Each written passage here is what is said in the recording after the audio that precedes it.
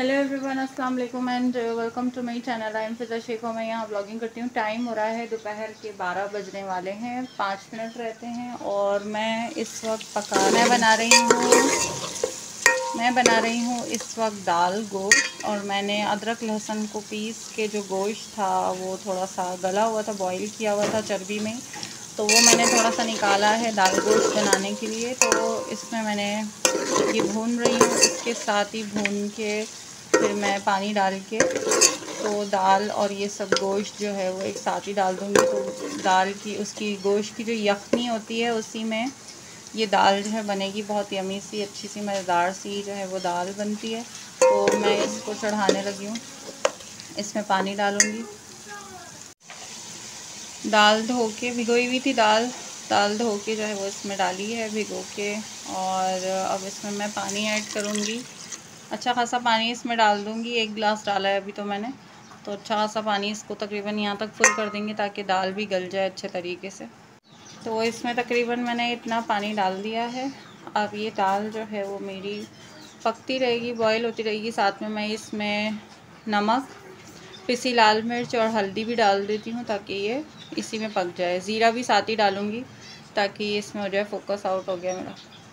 हाँ जी, ज़ीरा, पिसी लाल मिर्च, नमक और हल्दी ये सब मैं इसी में डाल रही हूँ क्योंकि इसमें अब भगार इतना लगाने की ज़रूरत नहीं है। अगर लगाना भी हो आखिर में लग सकता है ज़ीरे का, लेकिन इसमें सब कुछ मैंने डाल दिया। अदरक लहसुन सब डाल दिया है ऑयल में, उसको भून के फिर उसमें दाल डाली। तो अब इस तरह की दाल में जो दाल गोश्त होता है उसमें ऊपर से भगार लगाने की ज़रूरत नहीं रहती है फिर।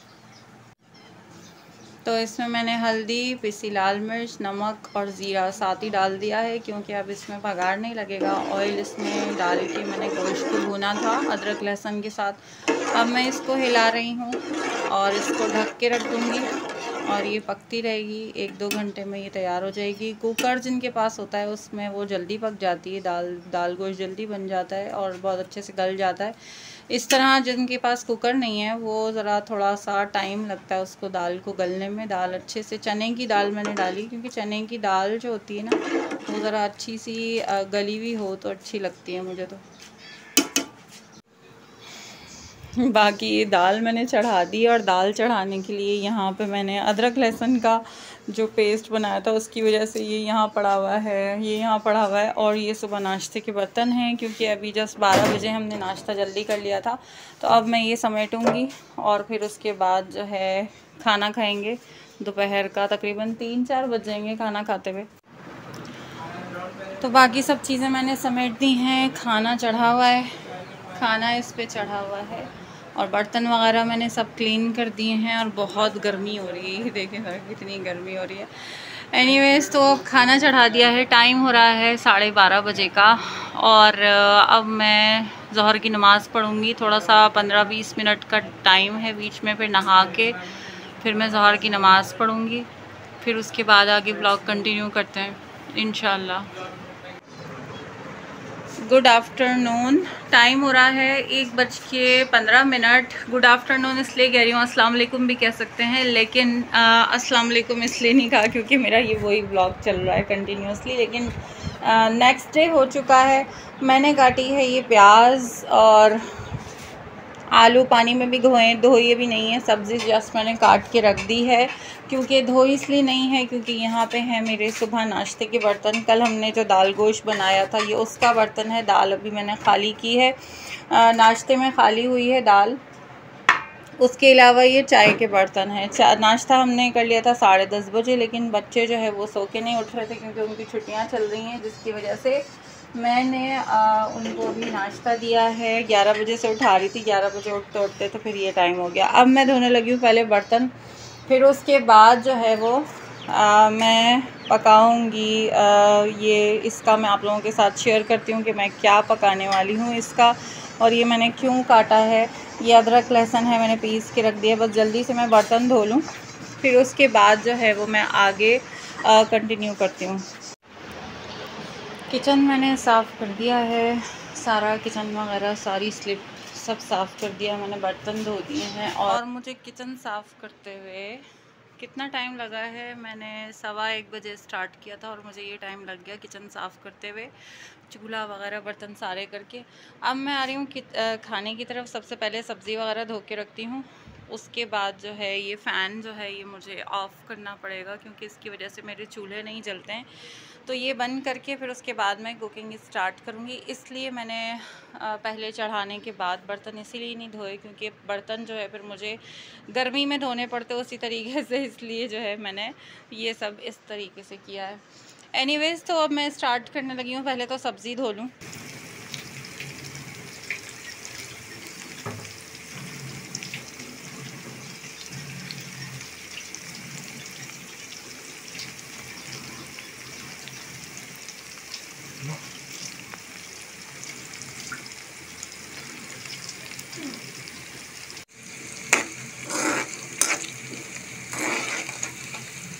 मैं बनाने लगी हूँ फ्राइड राइस और ये थोड़ी सी डिफरेंट और सिंपल सी रेसिपी है।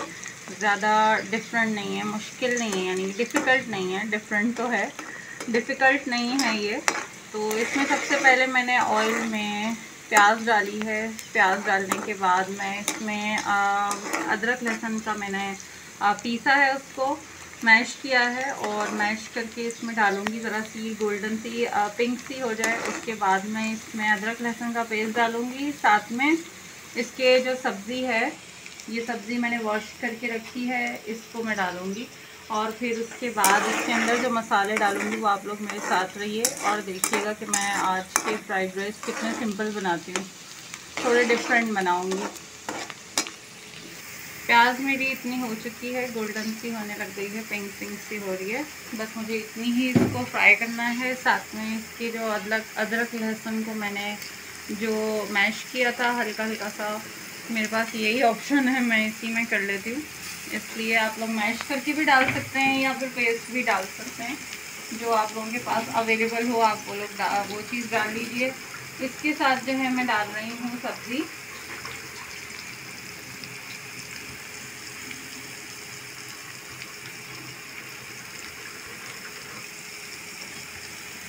के साथ ही मैं डाल रही हूँ सब्ज़ी। इसको हिला देते हैं वरना सारी प्याज जो है वो दाल हो जाएगी, ताकि जो आलू हैं वो इसकी हीट एब्जॉर्ब कर लें, ताकि मेरे प्याज ख़राब ना हो जाए। इसलिए मैंने हिला दिया, अदरवाइज़ जो है मैं सब कुछ डाल के इसको हिलाती हूँ। अब ये है गोभी और गाजर।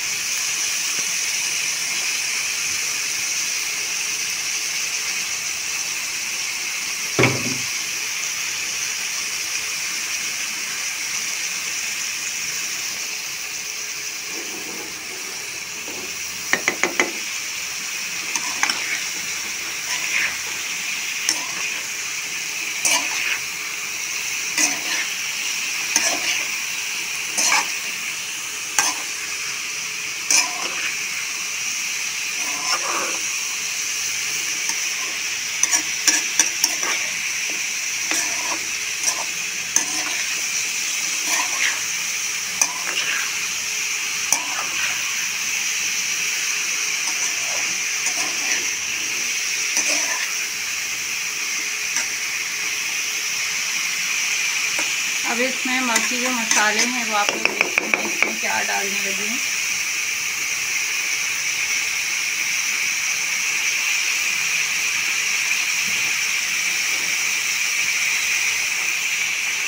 इसमें मैं डाल रही हूँ नमक, जस्ट सब्ज़ी के लिए, चावल के लिए अलग से डलेगा नमक, जस्ट ये इसके लिए डाल रही हूँ।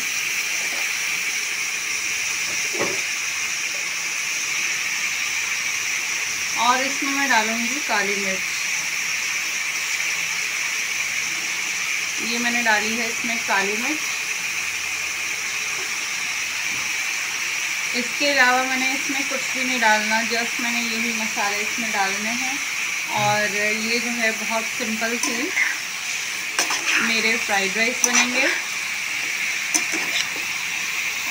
और इसमें ना टमाटर डालने हैं ना कुछ और, जस्ट ये सब्ज़ी फ्राई करनी है। इसको फ्राई करके जब ये गल जाएगी तो फिर अलग से चावल को बॉईल करना है। और जैसे बिरयानी की तय लगती है तो इसकी तय तो नहीं लगानी है, जस्ट इसको मिक्स करके तो दम लगाना है, तो ये रेडी हो जाएंगे। तो आप लोग मेरे साथ रहिएगा, देखिए कि कैसे बनाती हूँ मैं। बस इसको मिक्स कर रही हूँ और फिर उसके बाद इसको ढक के रखेंगे।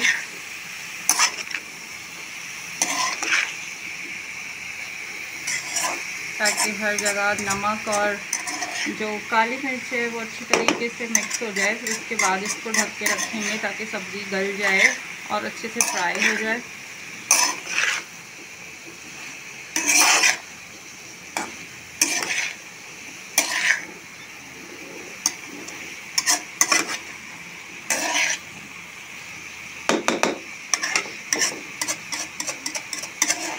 तो ये इसमें अच्छी तरह काली मिर्च और नमक मिक्स हो चुके हैं। अब इसके बाद जो है मैं इसको ढकने लगी हूँ ताकि ये मेरी सब्ज़ी गल जाए, अच्छे से फ्राई भी हो जाए।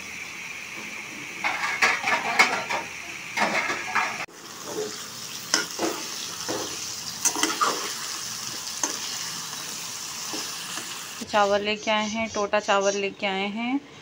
अभी 2 दिन पहले मैंने जो तहारी बनाई थी उसके चावल आप लोगों ने देखे थे, वो अच्छे थे। ये वाले चावल लेके आ गए हैं ये, और इसमें से चुनना भी पड़ेगा, उसमें से चुनने नहीं पड़े थे। तो आराम सुकून से जो खाना पक जाए, जो काम सुकून से होना है वो सुकून से ना हो, बस मुसीबत पड़ी रहे। कि जल्दी से इसको मैं भिगो के चावल ना पका लूँ, बल्कि इसको चुनती रहूँ मैं बैठ के। चावल धो के इस तरफ मैंने चढ़ा दिए हैं। चावल को देख के ना बहुत दिल ख़राब हुआ है, क्योंकि इन चावलों का ना टेस्ट अच्छा नहीं आता है। और मैंने चमचा इसका वही वाला ले लिया है जिससे मैं सब्ज़ी बना रही हूँ, क्योंकि फिर बर्तन ज़्यादा गंदे होंगे, क्योंकि ये भी खाने पकाने का ही है। तो चावल बॉईल करके उसी में सब्ज़ी में ही मिक्स करना है। एनीवेज़, तो ये चावल से मेरा बहुत दिल ख़राब हुआ है कि ये वाले चावल हैं, जो तहारी वाले चावल थे वो अच्छे थे। जो चीज़ घर में चाहिए वही आनी चाहिए। तो ये मेरा बहुत दिल ख़राब हुआ है। इनका टेस्ट भी अच्छा नहीं होता, ना इनमें सेहत होती है। बस इससे क्या कहते हैं, गुजारा होता है, जो खाने का टेस्ट है वो भी नहीं आता है।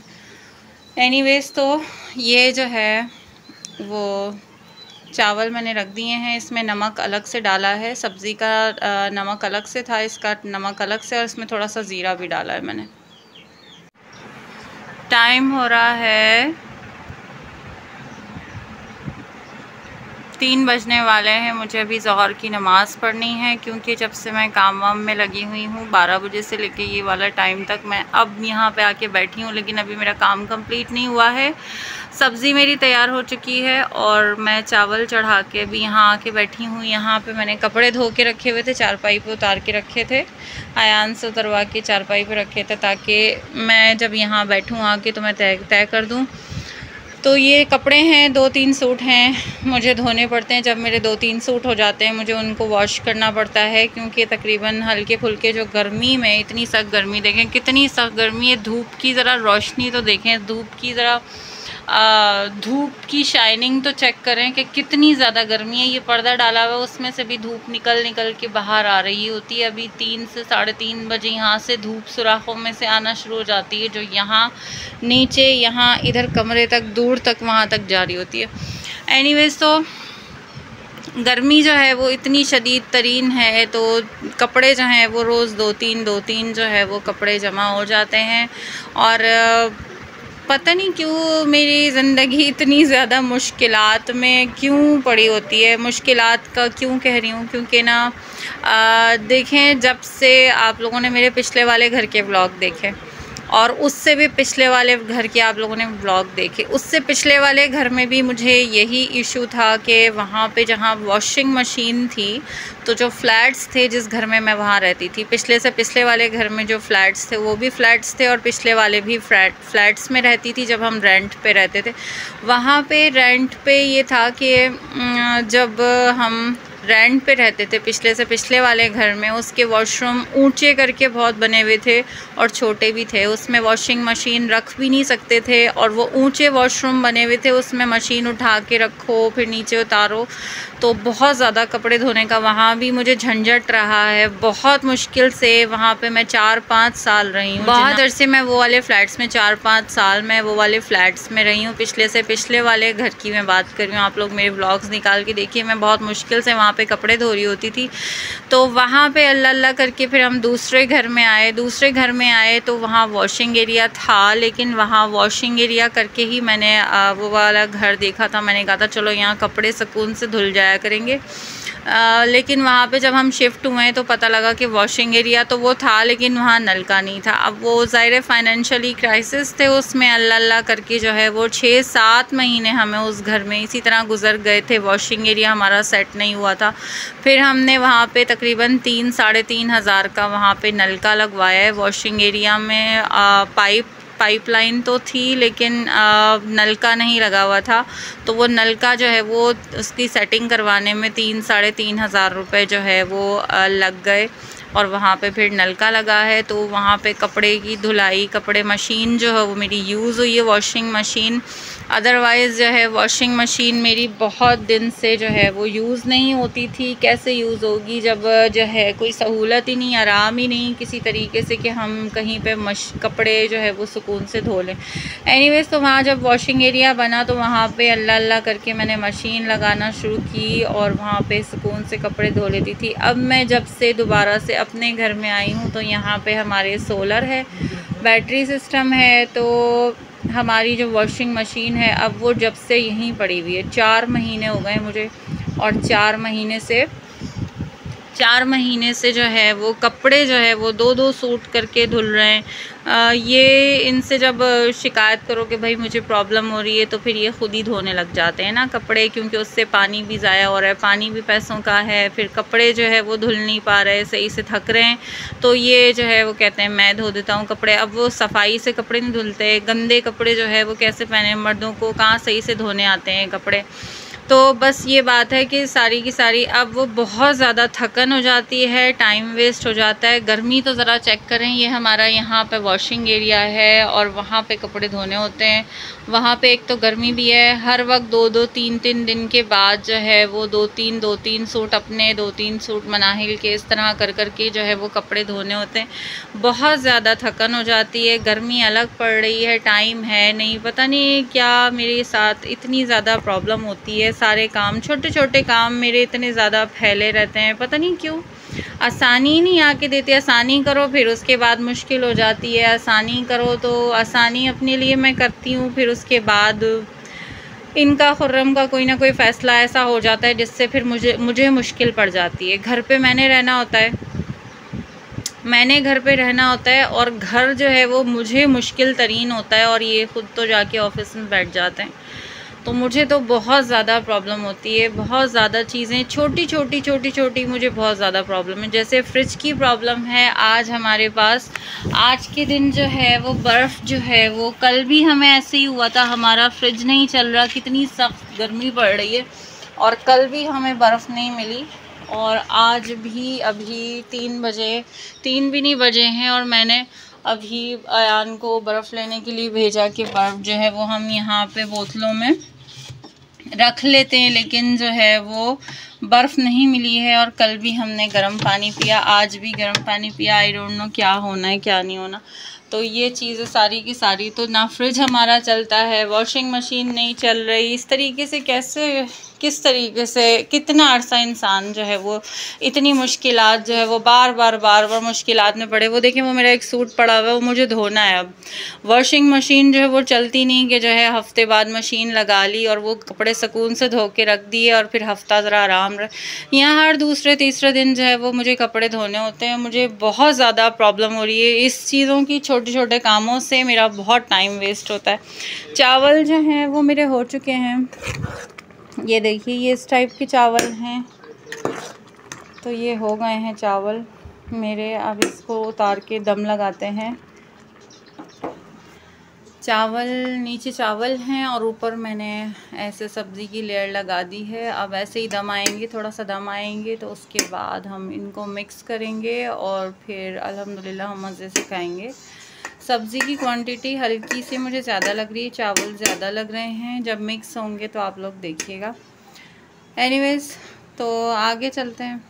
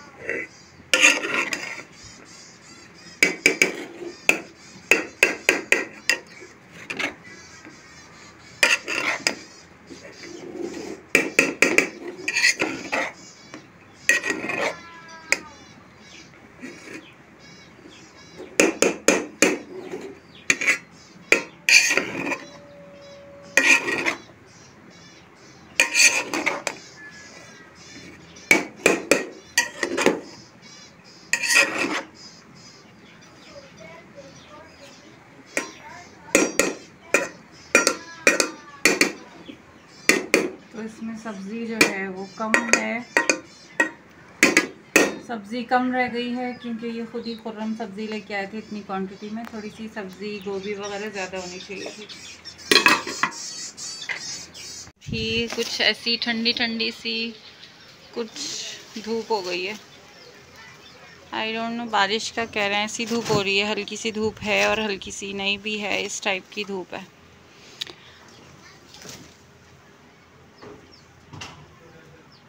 तो ये मेरा छोटा सा व्लॉग था, आई होप आप लोगों को पसंद आया होगा। पसंद आया हो तो लाइक कीजिए, शेयर कीजिए। और यहाँ से हमने सब बाजरे वगैरह हटा दिए हैं, लेकिन ये एक नया फिर से निकल आया है, वही बाजरा। और बाकी ये इस तरह से पौधे लगे हुए हैं।